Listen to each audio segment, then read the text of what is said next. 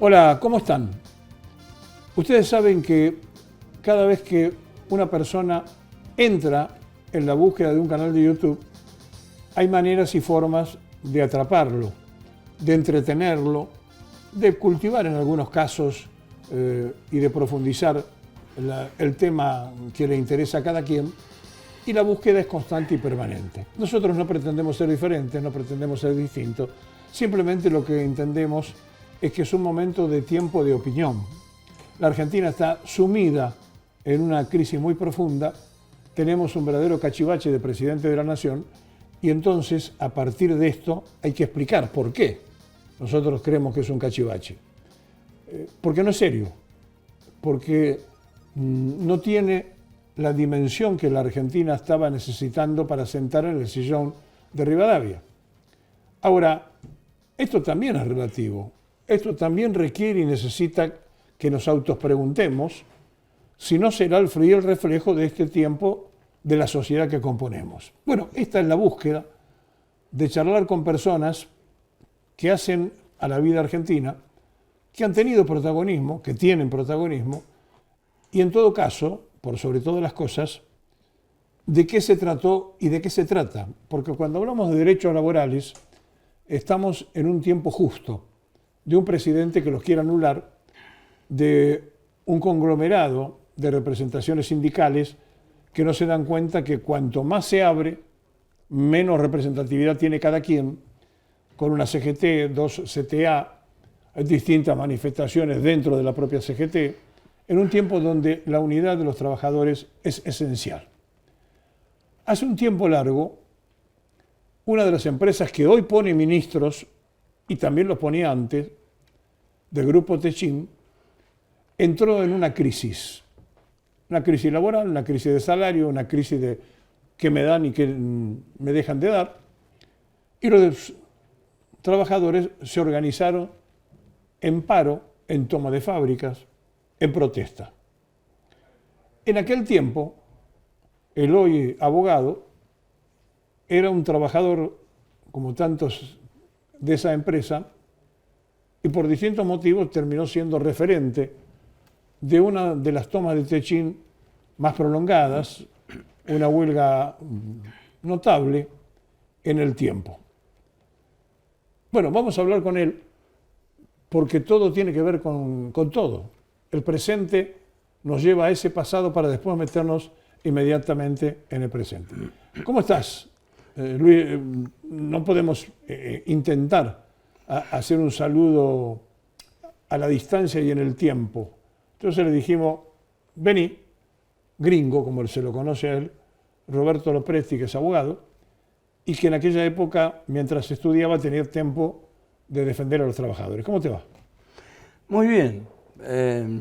Como todo el mundo, sufriendo, padeciendo algunas cuestiones que, como bien acabas de señalar, son prácticamente las mismas contradicciones que teníamos los que en ese momento estábamos ensayando la puesta en marcha de una nueva acería, porque originalmente el Grupo Techint es creador de una acería privada y nuestro mayor conflicto arranca por nuestras convicciones, son parecidas a las de hoy, pero algo cambiaron, vinculadas con lo que nosotros pretendíamos que permanezca bajo la influencia del Estado, que es todo lo que es la construcción de material pesado, de defensa, barcos y una serie de insumos que siempre después de Sabio y de Perón en especial aprendimos que no convenía que el control absoluto lo tenga las privadas. Ese es el origen del conflicto. En auto, en fecha. ¿Cuándo pasó? Bueno, esto hay una fecha que es el 23 de mayo del 74. Es decir, estamos hablando en pleno gobierno peronista y estamos hablando de una crisis que se daba porque una patronal no quería cumplir con las cosas que se peticionaban en aquel tiempo. Claro, nosotros queríamos una mayor participación de los trabajadores en las decisiones del uso del acero. ¿Por qué? Porque en esa época esta planta dejaba la idea global de Altos Hornos Zapla y de Somisa, que era una planta que producía material mucho más controlado, y pretendíamos nosotros que se le dé mucho más injerencia a la opinión de los trabajadores, que además teníamos una visión nacional de las cosas. Nosotros no fuimos ni por reivindicaciones salariales, ni por el casco, ni por los botines.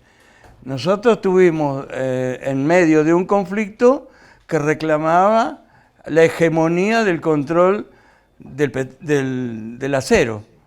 Hoy en día esta empresa también se transformó en petrolera y también es una empresa energética, explota vaca muerta, le vende al Estado los tubos sin costura para trasladar el gas licuado, y directamente es la empresa más grande de la Argentina.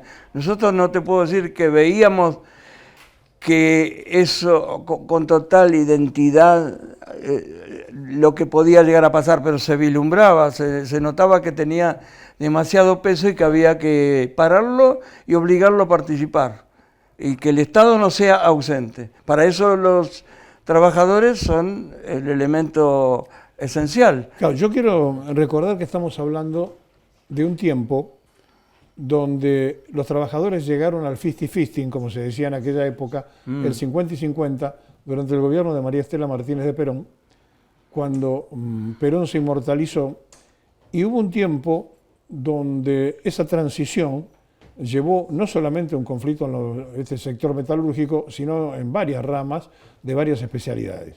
El caso del Grupo Techint fue emblemático, y con quien estamos entrevistándonos, estamos recopilando parte de la historia de una lucha que duró ¿cuánto tiempo, Gringo?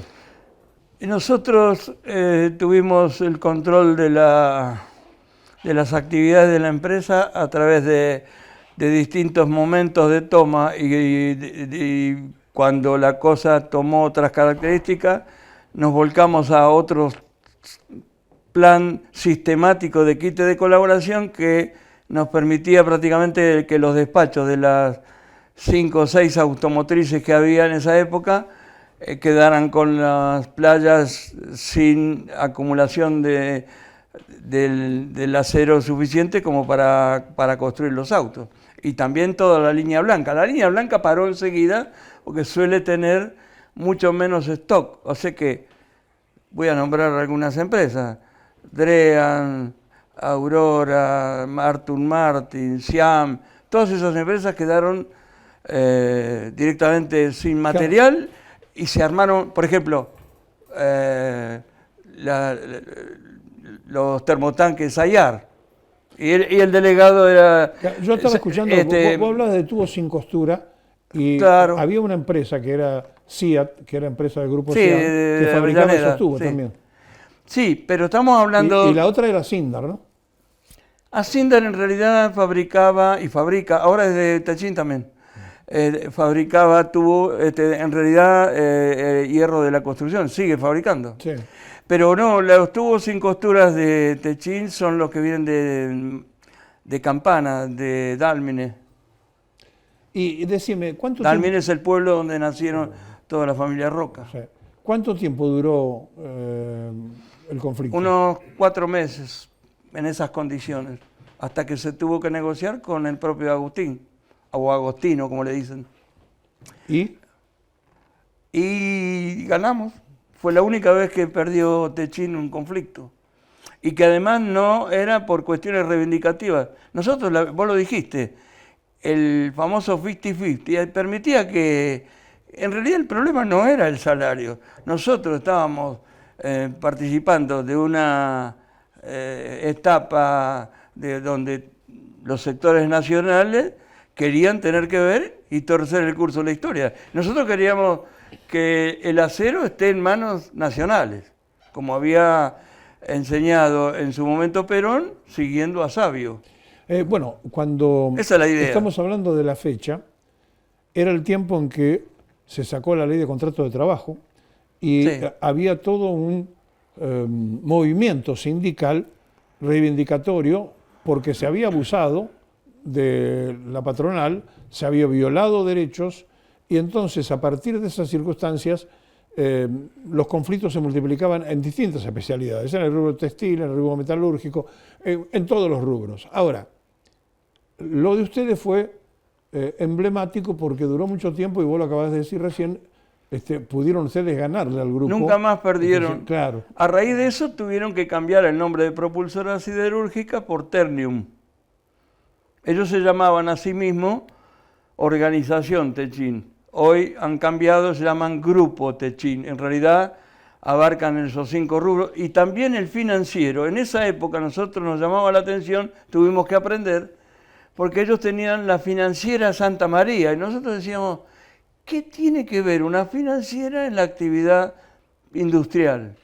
Claro, era para sacar los activos de escena y convertirlo no en insumos industriales, sino en dinero y en especulación, en bolsa. Y bueno, hoy en día la Argentina le permitió a ese grupo que nació en la Argentina y que tiene ahora más de 100 empresas y más de 40.000 empleados directos y después infinidad de subcontratados y de tercerizaciones en todo el mundo. Ellos tienen la sede en Luxemburgo. No está más en la avenida Alem. Digo, las oficinas están, pero vacías. En un paraíso. Están en un paraíso fiscal, sí. Claro. Pero es raro de que un país soberano a lo largo de muchos años no haya operado, porque ahí nosotros mismos tuvimos que ir a negociar en el edificio Cábana, que es donde vivía Agustín Roca, hoy vive Paolo Roca, que es su descendiente, y en realidad todo el mundo sabe entonces que vive en la Argentina. Entonces, ¿por qué una persona que nació, digamos, él se educó en Italia, fue y vino miles de veces, él y el resto de los activos de la familia, los herederos, pero en realidad su vida es argentina.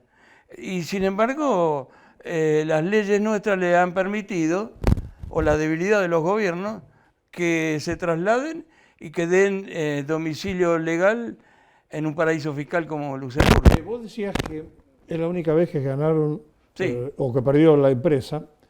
¿Y qué significó eso en tu vida? Es decir, te marcó para siempre, Sí. ¿no? Porque yo veo que, de hecho, te estamos invitando nosotros, pero te rescatan de vez en cuando en los aniversarios, te busca la prensa.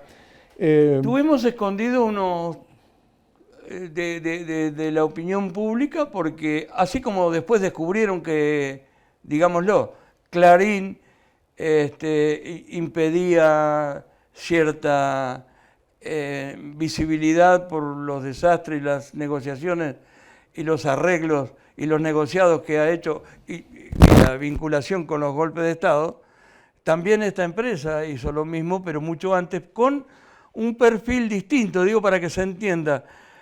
Este es un grupo con origen fascista,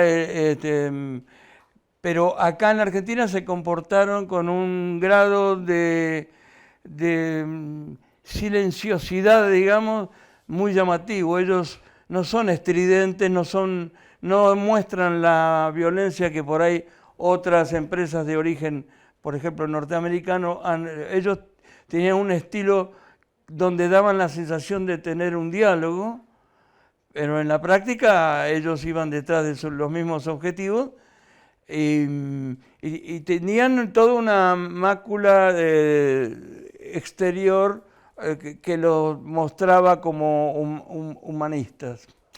Pero la financiera Santa María, nosotros veíamos que, por ejemplo, ellos importaban laminado en caliente, que es la etapa previa a la laminación de la chapa que todos conocemos, que se hace en autos y la línea camiones, máquinas para la agricultura y toda la línea blanca, toda, sale de la laminación en frío. Previamente, cuando eso viene de la laminación en caliente, que tiene un espesor mayor la chapa, después se la lleva a la medida que el cliente necesita, 0,8 en milímetros para tal lavarropa, 0,95 para un auto de una marca determinada. O sea, ellos llevan a medida con el laminado frío. Todo nace de una chapa oxidada que vemos todos por los camiones que andan por las rutas, nunca más de 2 o 3 porque pesan 20 toneladas. ¿Y qué pasa? Eso es la base de la industria del acero, que hoy en día, también hay que decirlo, varió un poco en la participación porque tenemos menos acero y más plástico en los componentes industriales, ¿no es cierto? Pero sigue siendo determinante. Entonces, es muy importante que una empresa con semejante calidad llevara, o sea, la superó a Somisa en ese momento. Y nosotros que trabajábamos en Ensenada nos preocupaba muchísimo de que la velocidad de trabajo era un tren de laminación británico que iba al doble de metros por minuto que la planta de Somisa, y las bobinas, que las nuestras pesaban 25 toneladas, el tren de laminación peronista, digamos, del tren de laminación de 1947 de Somisa, iba a 600 metros por minuto, y en bobinitas de 4 o 5 toneladas. O sea que la capacidad industrial nosotros veíamos que la iba a terminar derrotando a la industria del Estado. Entonces, sugeríamos de que haya alguna condición de acuerdo para que el Estado pueda comprar un tren de laminación y competir, porque nosotros, más allá de ser trabajadores, la mayoría había de todo, pero había un grueso de peronistas que sabíamos que le íbamos a quitar trabajo a las industrias del Estado, como ahora pretenden con aerolíneas. Entonces, cuando uno escucha hoy que te dicen que hay una línea aérea que va a tener más libertades porque va a poder competir con aerolíneas tiene cientos de aviones, y Flybondi, que es de Macri, tiene 3 o 4 aviones. ¿Cómo va a competir? Es al revés. O sea, entonces por eso los trabajadores de aerolíneas hoy, además no están defendiendo su salario, como la gente imagina, están pidiendo aumentos, ellos están participando con su opinión del diseño digamos, de la aerolínea de bandera. Bueno, algo parecido, dado que lo otro es más antiguo y por ahí puede no entenderse, nos pasaba a nosotros. Nosotros no queríamos que caigan, y por supuesto Altos Hornos Zapla, y había un coronel muy importante dentro de los golpistas que se había hecho cargo ya desde antes de la planta de Villa Constitución de Acíndar. Entonces veíamos que el acero, que es la cabeza de desarrollo de la mayoría de las actividades, iba a quedar rezagado en términos estatales. ¿Y cuál era nuestro negocio? O sea, nosotros sabíamos que si pierde la industria nacional, tarde o temprano también pierde la Argentina. Eso es lo que se protestó. ¿Y cuánto tiempo duró el conflicto? Formalmente esos casi 4 meses, pero siguieron las negociaciones. Ellos tuvieron que negociar. ¿Y le ganaron ustedes a Techín? Le ganamos nosotros, y bueno, un montón de situaciones que aparecían en esas épocas vinculadas con formas de protesta que a veces tenían algún nivel de violencia y situaciones de las cuales nosotros no ignorábamos, pero no participábamos. Lo que estamos tratando de hacer en este ejercicio es que ustedes puedan visualizar los conflictos a través de las personas que participaron en ellos, más allá de las imágenes que pueda haber de archivo. Porque es una forma y una manera de darnos cuenta que la lucha por la defensa de las cuestiones nacionales y de los trabajadores es eterna, es permanente y es constante. Y hoy que tenemos un liquidador como Milei, que le pone bandera extranjerizante a todo lo que puede, el recordar esto que nos está contando el doctor Lospresti, a nosotros nos viene bien para este ejercicio de memoria. Y no te podemos dejar de ir sin preguntarte sobre la actualidad y sobre el momento del peronismo, que hay un debate abierto entre lo que es el pejotismo, discuten para ver si hay una interna con un candidato o con otro candidato, y lo que es el movimiento peronista. Yo del PJ no entiendo demasiado, más que vincularme con la recolección de avales o firmas para las internas que son necesarias en términos electorales, que es lo que aprendí. Ahora, la cuestión del movimiento peronista preocupa en el sentido de que hace un tiempo largo que no vemos que mantenga una composición dentro de la conducción como si fuera un consejo superior donde, que es lo que nosotros aprendimos, donde debiera haber sectores representantes de los trabajadores, bueno, los verdaderos organismos o organizaciones sociales, si son verdaderas, y después, bueno, la parte que le corresponde al PJ, y bueno, respetar los liderazgos. Digamos, yo no me parece que hay que meter a las figuras de esta época en términos de una confrontación electoral para una institución tan liberal como un partido, que los partidos, como todos sabemos, tienen 200 años de historia, el nuestro tiene 80, pero la verdad es que no sabemos si van a permanecer, porque la mayoría de los países del mundo gobiernan coaliciones y hay distintos sistemas, no solamente democráticos. Acá hablan de democracia como si fuera digamos, la única fórmula. Y hay países que hace muchísimos años que viven con sus sistemas, nadie se mete.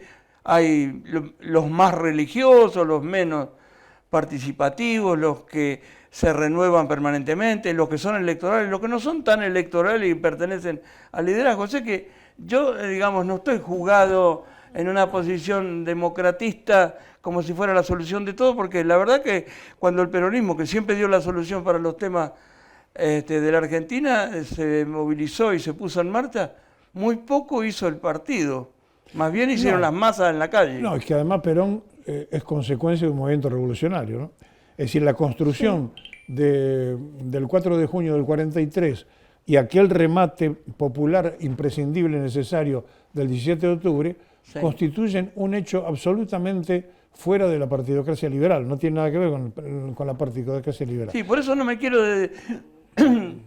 Yo te respeto la pregunta, pero la verdad que estando acá, sabiendo, digamos, tu lucha, tu empeño para que trascienda el peronismo de distintas maneras, la verdad que no lo quiero... Sería como manchar un poquito hablar de lo que está pasando hoy, porque la verdad que no me da muchas ganas. La discusión partidocrática sobre el movimiento revolucionario. Bueno, sí, claro. Antes de que te vayas, hay dos cosas que son centrales en esta lucha que ustedes hicieron y que se está repitiendo hoy en la rama siderúrgica en protestas permanentes. La UON tiene 2x3 que andar luchando y discutiendo convenios de ramas. Hay una sensación de que todavía ese grupo, el Techín, me refiero al grupo de Roca, sigue poniendo y sacando funcionarios del gobierno actual. Y claro, imagínate, tiene el secretario de Trabajo, porque no hay ministro, Claro. Nada menos. Y bueno, digamos, después cuando vos ves segundas líneas, está lleno y por supuesto el presidente de YPF, porque en este momento su desarrollo está pasando por la energía y el petróleo, porque ellos, Tecpetrol, que es una de las empresas que crearon, digamos, lo tuvo de presidente al actual presidente de YPF. O sea, creo que cualquiera que está mirando esto puede entenderlo. O sea, ellos están desarrollando eso, le venden los tubos O sea, sin costura. Vos decís que Milei le viene como anillo al dedo para que sigan haciendo sus cosas. Sí, igual hay contradicciones que no da para un día como hoy, pero porque ellos de última tienen una base industrialista con alguna diferenciación menor a una óptica clásica yanqui, ponele, de desarrollo empresario. Entonces, ellos, escuché hace unos días que dijeron, alguien le va a tocar el oído a la familia Roca y le va a recordar de que son originariamente fabricantes de acero. Bueno, están llamando para que ya tenés que ir a esa reunión que habías prometido cuando viniste acá. Parece que sí. Te saludo. Andá a la reunión Gracias nomás. por todo. Hasta luego. La seguimos en cualquier momento.